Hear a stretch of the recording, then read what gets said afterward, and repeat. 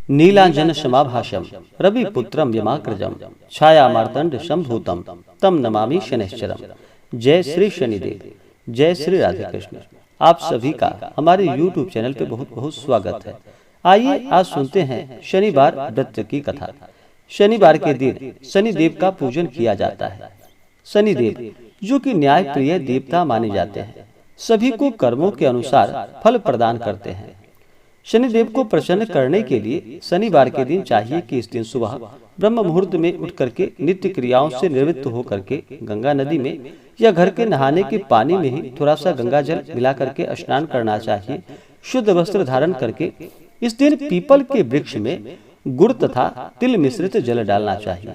इससे शनिदेव अति प्रसन्न होते हैं और पीपल के वृक्ष में सभी देवताओं का वास माना गया है।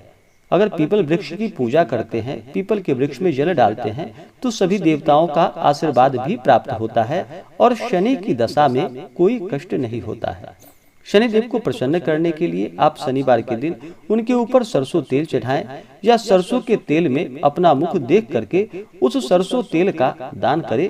इससे भी शनिदेव अति प्रसन्न होते हैं। शनिवार के दिन कुछ बातों पर ध्यान देना चाहिए, जैसे कि शनिवार के दिन नमक नहीं खरीदनी चाहिए, इस दिन सरसों का तेल नहीं खरीदनी चाहिए, लोहा आदि नहीं खरीदनी चाहिए।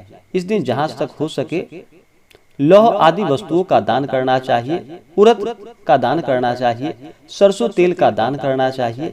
इससे शनिदेव अति प्रसन्न होते हैं और अपना कृपा प्रदान करते हैं। शनिवार के दिन शनिदेव के इन मंत्रों का जप करें, इससे लाभ की प्राप्ति होती है। ओम नीलांजन समाभाषम रविपुत्रम यमाग्रजम छाया मार्तंड संभूतम तम नमामि शनैश्चरम। इन मंत्रों का जप करें या ओम सम शनैश्चराय नमः या ओम प्राम प्रेम प्रोम सह शनैश्चराय नमः। इन मंत्रों का जप करें, इससे शनिदेव प्रसन्न होते हैं और शनि की दशा में कोई कष्ट नहीं होता है। शनिवार के दिन हनुमान जी का भी पूजन करें तो लाभ की इससे प्राप्ति होती है और शनि की दशा में कोई कष्ट नहीं होता है। तो आइए सुनते हैं शनिवार व्रत की कथा। तो बोलिए प्रेम से शनिदेव महाराज की जय। बहुत समय पहले की बात है कि एक समय सभी नवग्रहों सूर्य, चंद्र, मंगल, बुध, बृहस्पति, शुक्र, शनि, राहु और केतु में विवाद छिड़ गया कि इनमें से सबसे बड़ा आखिर कौन है। सभी आपस में लड़ने लगे और कोई निर्णय न होने पर देवराज इंद्र के पास निर्णय कराने के लिए सभी नवग्रह पहुंचे। इससे देवराज घबरा गए और इस निर्णय को देने में अपनी असमर्थता जताई। परंतु उन्होंने कहा कि इस समय पृथ्वी पर राजा विक्रमादित्य हैं, जो कि अति न्याय प्रिय है, वे ही इसका निर्णय कर सकते हैं। सभी ग्रह एक साथ राजा विक्रमादित्य के पास पहुंचे और अपना विवाद उनसे कह सुनाया। साथ ही निर्णय के लिए कहा। राजा इस समस्या से अति चिंतित हो उठे, क्योंकि वे जानते थे कि जिस किसी को भी छोटा बताया जाए वही कुपित हो उठेगा। तब राजा को एक उपाय सूझा। उन्होंने स्वर्ण, रजत, कांस्य, पीतल, सीसा, रांगा, जस्ता, अभ्रक और लौह से 9 सिंहासन बनवाए और उन्हें इसी कर्म में रखा। फिर उन सबसे निवेदन किया कि आप सभी अपने अपने सिंहासन पर स्थान ग्रहण करें। जो अंतिम सिंहासन पर बैठेगा वही सबसे छोटा माना जाएगा। इस अनुसार लौह सिंहासन सबसे बाद में होने के कारण शनिदेव सबसे बाद में बैठे, तो वह सबसे छोटे कहलाए। उन्होंने सोचा कि राजा ने यह जानबूझकर किया है। उन्होंने कुपित होकर राजा से कहा कि हे राजा, तू मुझे नहीं जानता। सूर्य एक राशि में 1 महीने तक, चंद्रमा 2.25 महीने तक 2 दिन तक, मंगल 1.5 महीने तक, बृहस्पति 13 महीने व बुध और शुक्र 1-1 महीने विचरण करते हैं। परंतु मैं 2.5 से 7.5 साल तक रहता हूँ। बड़े बड़ों का मैंने विनाश किया है। भगवान श्री राम की 7.5 आने पर उन्हें वनवास जाना पड़ा। रावण की आने पर उसकी लंका को बंदरों की सेना से परास्त होना पड़ा। अब तुम सावधान रहना। ऐसा कहकर कुपित होते हुए शनिदेव वहां से चले गए। अन्य देवता खुशी खुशी चले गए। कुछ समय के बाद राजा की 7:30 आई। तब शनिदेव घोड़ों के सौदागर बनकर वहां आए। उनके साथ कई बढ़िया घोड़े भी थे। राजा ने यह समाचार सुनकर अपने अश्वपाल को अच्छे घोड़े खरीदने की आज्ञा दी। उसने कई अच्छे घोड़े खरीदे वह एवं सर्वोत्तम घोड़े को राजा को सवारी हेतु दे दिया। राजा यूं ही उस पर बैठा वह घोड़ा सरपट वन की ओर भाग चला। भीषण वन में वह पहुंचा और वहां से अंतर्ध्यान हो गया और राजा भूखा प्यासा भटकता रहा। तब एक ग्वाले ने उसे पानी पिलाया। राजा ने प्रसन्न होकर उसे अपनी अंगूठी दे दी। वह अंगूठी देकर राजा नगर को चल दिया और वहां अपना नाम उज्जैन निवासी वीका बताया। वहां एक सेठ की दुकान में उसने जल इत्यादि पिया और कुछ विश्राम किया। भाग्यवश उस दिन सेठ की बड़ी बिक्री हुई। सेठ ने उसे खाना खिलाने के लिए कहा कि आओ मेरे साथ, मैं तुम्हें अपने घर ले चलूं और वहां पर खाना खिलाऊंगा। तब राजा उस सेठ के साथ चले गए और जब उसके घर में गए तो वहां देखा कि एक खूंटी पर एक हार टंगा है जिससे कि खूंटी निगल रही थी। थोड़ी देर में पूरा हार गायब था। तब सेठ के आने पर देखा सेठ ने कि हार गायब हो चुका है। उसने समझा कि वीका ने ही उसे चुराया है। उसने वीका को कोतवाल के पास पकड़वा दिया।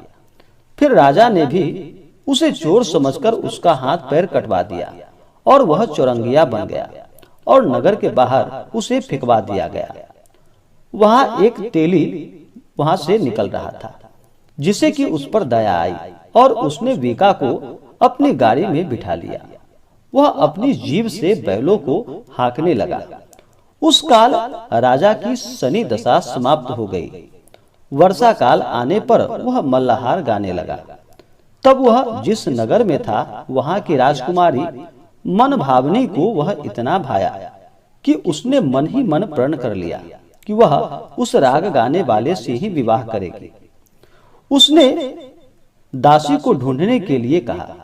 दासी ने बताया कि वह एक चौरंगिया है, परंतु राजकुमारी ना मानी। अगले ही दिन उठते ही वह अनशन पर बैठ गई कि विवाह करेगी तो उसी से करेगी। उसे बहुत बार समझाया गया, लेकिन जब वह ना मानी तो राजा ने उस तेली को बुलाकर और विवाह की तैयारी करने को कहा। फिर उसका विवाह राजकुमारी से हो गया। तब एक दिन सोते हुए स्वप्न में शनिदेव ने राजा से कहा कि राजन, तुमने देखा मुझे छोटा बताकर तुमने कितना दुख झेला। तब राजा ने उनसे क्षमा याचना की और प्रार्थना की कि हे शनिदेव, जैसा दुख मुझे दिया है और किसी को ऐसा दुख ना देना। और फिर शनिदेव मान गए और कहा कि जो मेरी कथा और व्रत कहेगा उसे मेरी दशा में कोई दुख प्राप्त नहीं होगा। जो नित्य मेरा ध्यान करेगा और चींटियों को आटा डालेगा उसके सारे मनोरथ पूर्ण होंगे। साथ ही राजा को हाथ पैर भी वापस दे दिए। प्रातः आंख खुलने पर राजकुमारी ने देखा तो वह आश्चर्यचकित रह गई। वीका ने उसे बताया कि वह उज्जैन का राजा विक्रमादित्य है। सभी अत्यंत प्रसन्न हुए। सेठ ने जब सुना तो वह पैरों पर गिर पड़ा और राजा विक्रमादित्य से क्षमा मांगने लगा। राजा ने कहा कि वह तो शनिदेव का कोप था, इसमें किसी का कोई दोष नहीं। सेठ ने फिर भी निवेदन किया कि मुझे शांति तब ही मिलेगी जब आप मेरे घर चलकर भोजन ग्रहण करेंगे। सेठ ने अपने घर नाना प्रकार के व्यंजनों से राजा का सत्कार किया। साथ ही सबने देखा कि जो खूंटी हार निगल गई थी वही अब उसे उगल रही थी। सेठ ने अनेकों मोहरे देकर राजा का धन्यवाद किया और अपनी कन्या श्री कंबरी से पानी ग्रहण का निवेदन किया। राजा ने इसे सहर्ष स्वीकार कर लिया। कुछ समय पश्चात राजा अपनी दोनों रानियों को लेकर मनभावनी और श्री कंबरी को सभी उपहार सहित लेकर उज्जैन नगरी को चले गए। वहां पुनर्वासियों ने सीमा पर ही उनका स्वागत किया। सारे नगर में दीपमाला हुई, वह सबने खुशी मनाई। राजा ने घोषणा की कि मैंने शनिदेव को सबसे छोटा बताया था, जबकि असल में वही सर्वोपरि है। तब से सारे राज्य में शनिदेव की पूजा और कथा नियमित रूप से होने लगी।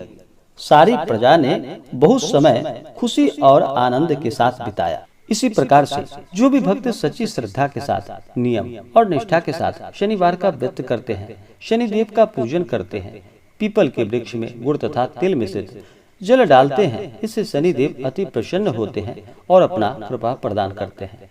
तो आशा करता हूँ कि यह जानकारी आपको अच्छा लगा हो। ऐसे ही ज्ञानवर्धक जानकारियाँ प्राप्त करने के लिए हमारे इस चैनल पे अगर आप नए हैं तो चैनल को लाल बटन दबा करके सब्सक्राइब करें, साथ में बेल आइकन घंटी दबाएं ताकि मेरे वीडियो का नोटिफिकेशन आपको समय से मिलता रहे। वीडियो को लाइक करें, शेयर करें, सुखी रहे और स्वस्थ रहे। जय श्री राधे कृष्ण। धन्यवाद।